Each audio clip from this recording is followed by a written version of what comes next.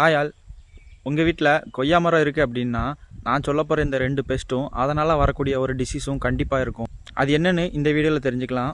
ஒன்று spiralling white fly அப்படின்னு சொல்லுவாங்க, இன்னொன்று வந்து டெய்ல்டு மீலிபக் அப்படின்னு சொல்லுவாங்க. இந்த ரெண்டையும் எப்படி டிஃப்ரென்ஷியேட் பண்ணலாம் அப்படின்னா, அந்த இலையில லைட்டாக தட்டுனீங்கன்னா பூச்சி பறக்கிறது உங்கள் கண்ணுக்கு தெரியும். அப்படி இருந்தால் அது ஒயிட் ஃப்ளை, அப்படி பறக்கலைன்னா அது வந்து அந்த மீலிபக் தான். ஒயிட் ஃப்ளை இருந்தால் இந்த மாதிரி நூல் நூலாக இருக்கும், அது ஒரு சிம்டம், அதையும் தெரிஞ்சுக்கோங்க. இப்போது இந்த மீலிபகால ஒரு டிசீஸ் வரும், அதுதான் சூட்டி மோல்டு.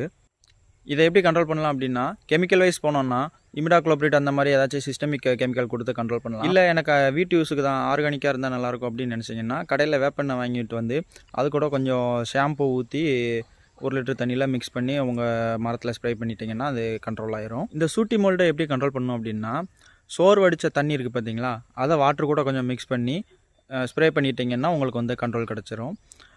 தொடர்ந்து இணைப்பில் இருங்கள். நான் உங்கள் வேளாண் பட்டதாரி சேது. நன்றி.